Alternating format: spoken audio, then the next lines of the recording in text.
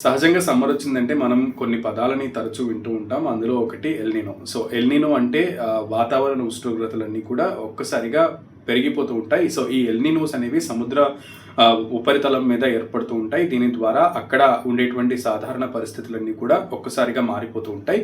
So, వాతావరణం అంతా కూడా విపరీతమైనటువంటి వేడి ఎక్కుతూ ఉంటుంది. ఆ వేడి వల్ల ఈ ఎల్‌నినోస్ అనేవి ఏర్పడుతూ ఉంటాయి. ఆ ఎల్‌నినోస్ వల్ల భూమి మీద ఉష్ణోగ్రతలు అనేవి భారీ స్థాయిలో పెరిగేటువంటి ఆస్కారం ఉంటుంది. సాధారణం కంటే అత్యధిక ఉష్ణోగ్రతలు నమోదవుతూ ఉంటాయి. దీని కారణంగా ఈసారి ఏకంగా సూపర్ ఎల్‌నినో ఉందని వాతావరణ అధికారులు హెచ్చరిస్తున్నటువంటి పరిస్థితి ఉంది. సో, ప్రజలందరూ కూడా అప్రమత్తంగా ఉండండి. మార్చ్ ఎండింగ్ నుంచే బాణుడు బగబగా మండటం స్టార్ట్ చేసేసిన నేపథ్యంలో ప్రజలు బయటికి రావాలంటేనే భయపడుతున్నారు. ఈ నేపథ్యంలో ప్రజలందరూ కూడా హైడ్రేటెడ్‌గా ఉండాలి అనేది అందరూ హెచ్చరిస్తున్నటువంటి పరిస్థితి. అయితే ఈ సమయంలో అటు రైతులకి కూడా ఒక హెచ్చరిక జారీ చేసింది.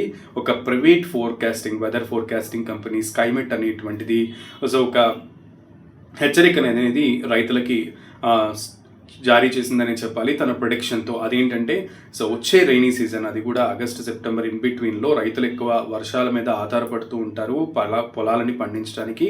ఆ టైంలో ఈసారి ఏర్పడినటువంటి ఈ సూపర్ ఎల్‌నినో వల్ల దాదాపు 30% మేర వర్షపాతం అనేది తగ్గేటువంటి పరిస్థితి ఉంటుంది.